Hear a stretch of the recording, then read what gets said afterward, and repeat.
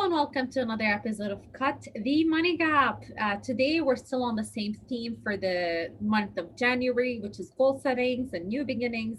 And today's episode is primarily focused on Brian's secret ingredients for success in your goal settings. Brian, I'm excited to hear what you have prepared for us today. Take it away. Yeah, this is such a great time of year to be doing goal setting. And I know a lot of people have this as part of their activity, but I'm going to share a little bit of a different flavor around that because I just think goal setting and creating goals for yourself is so critical, especially given the year we just had and the year that we're going into. I personally, this past year in 2020, there was so many times where I was feeling fear and anxiety. I went through periods of procrastination, kind of well, what's the point of getting out of bed and doing anything? I had a lack of hope and desire at times, but it was always my goals that brought me out of that and brought me back to doing things and taking control of my life. So I just think goal setting is so critical to keep us motivated and keep us going even when the tough times come up. What about you guys? Do you do goal setting specifically for the year? Omar, you look like you're ready to roll. Do you do goal setting? I spend the last couple of months of the year just really trying to refine that goal and a plan. Try to create a blueprint on every level, on every in every level of the business, just to make sure that I know where I'm heading and what the destination should look like. Awesome. And I think in the next episode, you're gonna share more of exactly what you do. So I'm excited to hear about that and learn something new for my own goal setting. What about you, Aseel? What do you tip? Do you do something at this time of year? Always. I am so driven with reflection and goal setting. But this year in particular, my goal settings were even more. I wouldn't say more specific, but definitely deeper in the sense that I analyzed the goals and the action plans required to achieve these goals versus in the past. I would just write goals for the sake of it. I'm becoming more intentional in thinking about, well, what does the realization of this goal look like for me? What are the resources I need, and what are the action plans I need to do? So it's a bit deeper level of contemplation versus just writing goals. Amazing. And that's exactly why we're spending this month as this theme around goal setting, is to share for people. Because every year I do my goals a little bit differently and I learn a little bit more and I learn from other people like you guys, so I can enhance that and make it even richer to make it more useful. Because as you talked about on the previous episode, and I had a mentor who used to say this. He actually had it on his desk. It said the best way to predict the future is to create it. Right? Everybody's trying to guess what's going to happen in the future. We'll stop trying to guess and actually create it. And that means being focused on the things that we do have some control over. The three of us have talked a lot about all the stuff in the media and the fear mongering and the anxiety that it creates for people. And largely it's because of topics that are not in our control, right? So as an example, if you have a goal this year of, I want to go to Hawaii, well, you don't have any control of what's going to happen with virus and vaccine and travel and all this sort of stuff, right? So if you're going to be feeling anxiety for the next 6 months about something that's out of your control, rather than trying to plan goals about things that are in your control.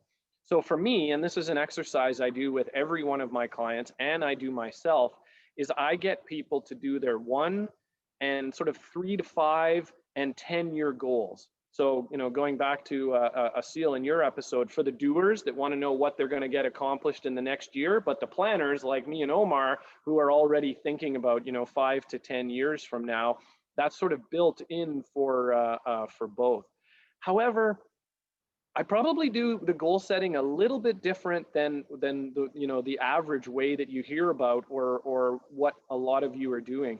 And what I mean by that is, I used to get really stuck in the details, okay, and the how it was going to get accomplished. And I think you guys know, If you've tried to do any goal setting and you start to get down in deeper into the weeds of the details, that's it. All of a sudden, this planning session is going to be non-ending, and it's going to be confusing and overwhelming. And Omar had talked about clarity in our last episode. Well, I find the deeper you get, the less clarity you have. So for me, at least in the first round of my goal setting, it's about high level goals. And I'm more focused on what is the ultimate result that I am looking to achieve rather than the details or the how I'm going to achieve it. Okay, so let me give you a really quick example about this. For a lot of people right now, especially after they've packed on the COVID-19, one of their goals is going to be lose 20 pounds. Okay, and they're going to be focused on this, and so they're going to be looking to join a gym and build a home gym and on all this sort of stuff, and they're going to get all caught up in the details, and the next thing you know, 6 hours is going to disappear as they're on the web looking for kettlebells and what's the best workout routine and all the rest of this sort of stuff, and then they get overwhelmed and they just shut it down. Okay, so here's the first question that I would ask about that. What is losing 20 pounds going to allow you to do that you can't do now? In other words, what is the real result that matters to you? Because losing 20 pounds is not really the goal or the result that's of interest. Okay, it might be, I want to look good for the upcoming bathing suit season. And I want to be more proud of my body when I look at it in the mirror. I want to have better physical fitness so I can, spend this time outside tobogganing and skiing with my kids or my relatives or my friends. There's almost always a deeper underlying, more important reason for these things that we want to accomplish. And it's not just losing 20 pounds. And on the how side of it, we don't want to worry about that right now either, because guess what? Going on a hunger strike for a month, you'd probably lose 20 pounds, but I'm pretty sure that doesn't fit in with exactly what it is that you're trying to accomplish, right? Just starving yourself until you lose 20 pounds. And this is one of the big reasons why so many people wind up abandoning their goals, right? Back when we used to be able to go to the gym, I'm a fairly regular gym user, and I always used to chuckle because in January, February, the gym is full and people like me don't go. But by late February, March, we start coming back because all the people that signed up in the first month are gone, right? Because they've lost interest in their goal, because losing 20 pounds only motivated them for a short period of time. It didn't actually help them stick it out for the long term. Can you guys relate to this? Did you have a goal or something you thought was a goal that you abandoned versus a goal that you absolutely stuck to because it mattered more to you? Definitely, Brian. I think it's very important for you to understand why you want something, and that's kind of the fuel that really pushes you forward. And a lot of the times, when something lacks importance, you tend to abandon it. And it's happened to us. It's happened to me several times. So, because of the lack of reminding myself. Did you have a specific one that you can remember, or maybe Aseel does, where at first you started more on the track of like the losing 20 pounds, but then once you got clear on what the actual underlying reason was, it was much more motivational for you? I would say that was the case when I decided I want to leave the corporate world.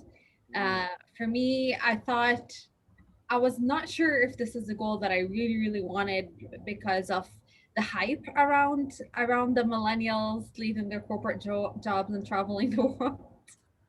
Or is it something deeper than that? So I was holding back from that decision. Obviously, it's in itself very scary and it takes a while to plan around it. Um, but I really wanted the big thing for me was I wanted to get to the bottom of why was that goal important for me, Yes. why is it that I actually wanted this particular path. And once I realized the reasons that are motivating me, which is honestly being motivated to be on the road of self-actualization, realizing my fullest potential, challenging myself outside my comfort zone, and really living a life of purpose and doing things that matter on a daily basis. These are the things that I started thinking more and more about, and ultimately it carved the path towards where I am today.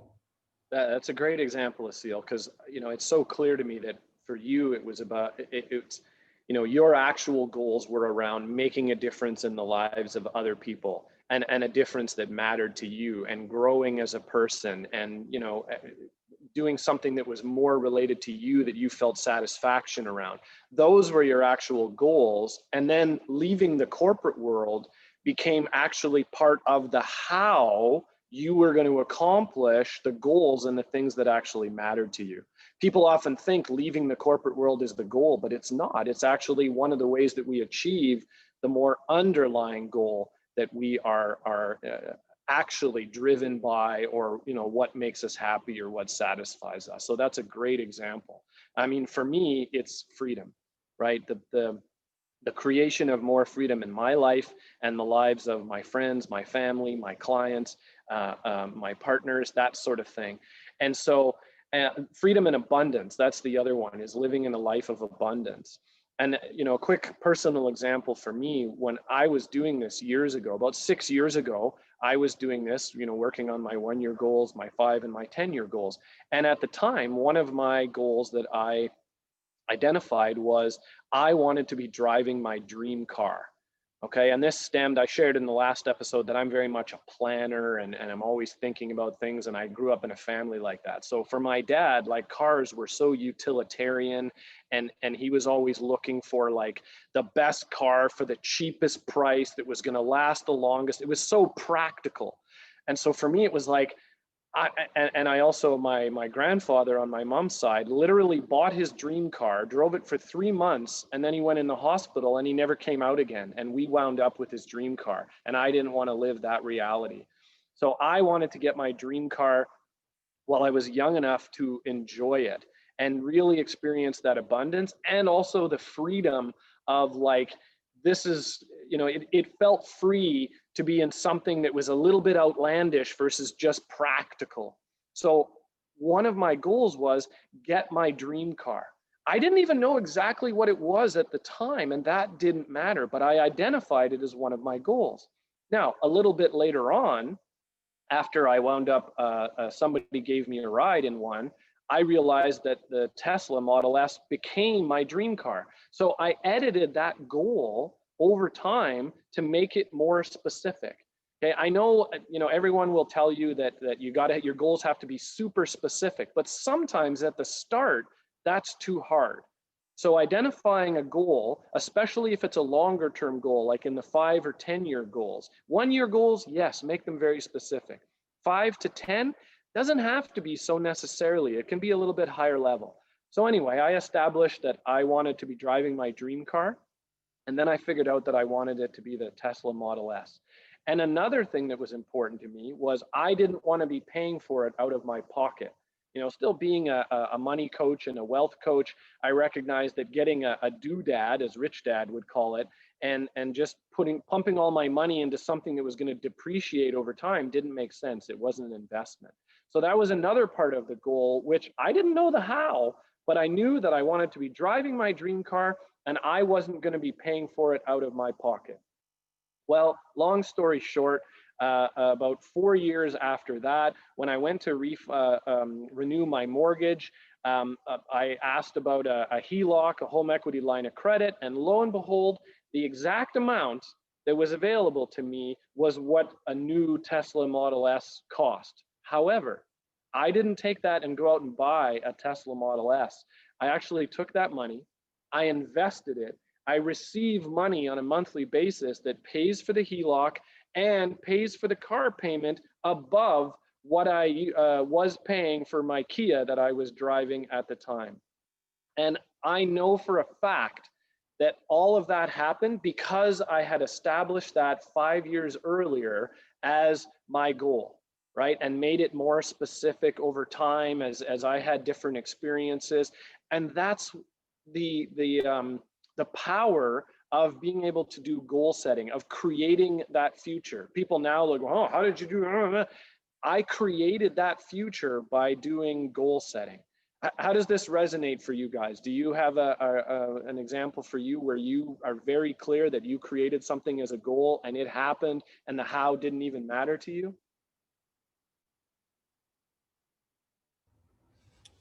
First of all, congratulations on making that a reality. That's an amazing goal and an amazing accomplishment.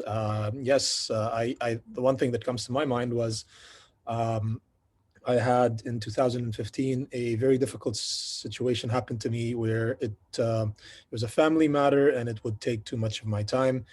And I still had ambitions to grow my business, but growing my business would mean that I would have to take away time from my sister who had a accident at the time. So I it was that was a non-negotiable. I needed to spend time with my sister, and I also needed to grow my business. So I found myself being stuck. I didn't really care about the how, but I knew that the outcome was to be able to get an and this, and I sat down and I started trying to build a plan, and the plan became more and more realistic every step I took forward. So I really appreciate you bringing up the point that it doesn't need to be too specific. You know, the details will find their way. And a year after, I was able to get the best year of my life in business, and I was able to spend, you know, double the time that I would typically spend with my sister, being there for her and helping her out. So great points with the clarity. I think that's one thing that people uh, take for granted. They feel like they spend too much time in the planning, and it's the focus on the outcome that's really important. I love that example, Omar, because it's such a clear example of you knew exactly what the overall outcome or result or goal was. I'm going to grow my business and I'm going to spend time with my sister. And that's as detailed as it needed to be, but you could continue to hold that as a goal in your mind. You could make a plan for it. You could continue to work towards it. That's what I emphasize with clients on those 1, 3 to 5 and 10-year goals, is make it those types of results. Don't be too worried about, the exact financial amount or the exact job you want to get, that sort of stuff.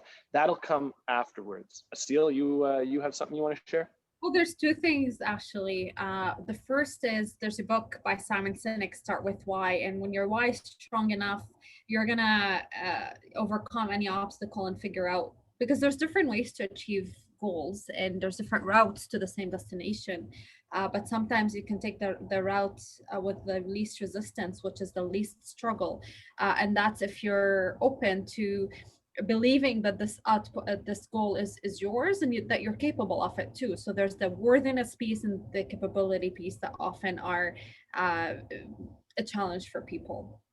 But the second piece is to also focus on the feelings that you want to experience, and to so everything that has intrinsic value to us is something worth holding on to. So you want to ask yourself, what are the feelings that I'm really looking to achieve by having this goal in mind? And how can I start living these feelings today so that the outcome is not a conditional pursuit upon which this feeling is dependent on?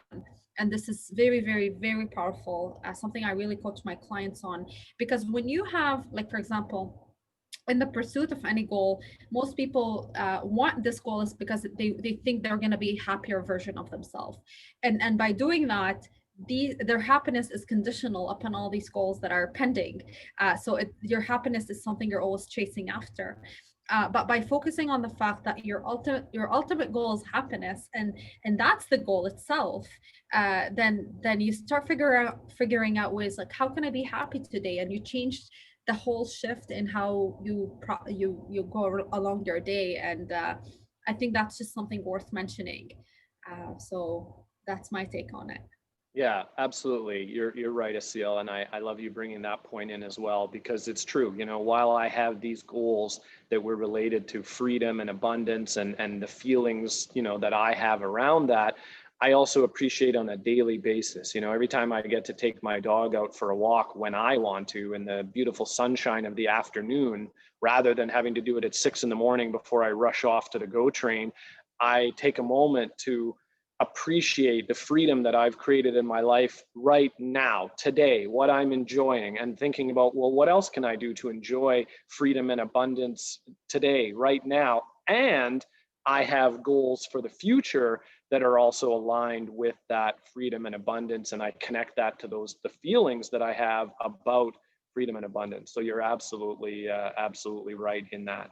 Um, we're gonna wrap up in a couple of minutes. The last couple of points that I wanted to share around this is, you know, in this goal setting, the other massively important ingredient for this success for me is accountability and support. Okay, so while I was creating these goals, and I continue to do my 1, 5, and 10-year goals, I also have people in my life that I share these goals with, my accountability partners, because I know, first of all, they're going to challenge me. They're going to ask me some questions. They're going to make sure that these goals are important. Brian, is this goal a 5 out of 10, an 8 out of 10, or a 10 out of 10? What's the emotion around it? They're going to challenge me. They're going to support me, and they're going to hold me accountable over the long term of achieving this. And that is if goal setting is the first ingredient in success, the second ingredient is that accountability and that support. And that's exactly why I do what I do in my coaching business, right? Because I understand that for a lot of my clients, I'm that accountability, I'm that support. I help them create those goals, but then I'm showing them and teaching them exactly how to then, execute them, go out and achieve them, and keeping their chin up when things get tough or they start struggling or running into problems, which is, I'm going to be doing my next certified secure investor program for exactly that, helping people set up those investment goals and then how do they work towards them, and me holding them accountable and supporting them through that. So, this is my recipe. These are the ingredients that I utilize. Clearly, they are also the ingredients that you, Omar, and you, Aseel, are utilizing as well in our pursuit of continued levels of success. Right? There's always a next level of success. That's why I called my company that. And every year in this goal setting, it's to keep striving for those next levels of success. So there you have it. And on our next episode, Omar is going to take us through some of his practical tools that he utilizes to do the same thing. So thanks guys. Any final comments to wrap up? You're muted, Aseel. I was saying you've said it all. It's a good place to end. Omar, last words? I am really happy with all the information you've given the viewers today, and I can't wait to add on another layer on top of what you and Aseel have both provided. I have nothing to add. It was a great session, and I enjoyed every single bit of it. Awesome. Thanks. All right, guys, we'll wrap it up. See you next time.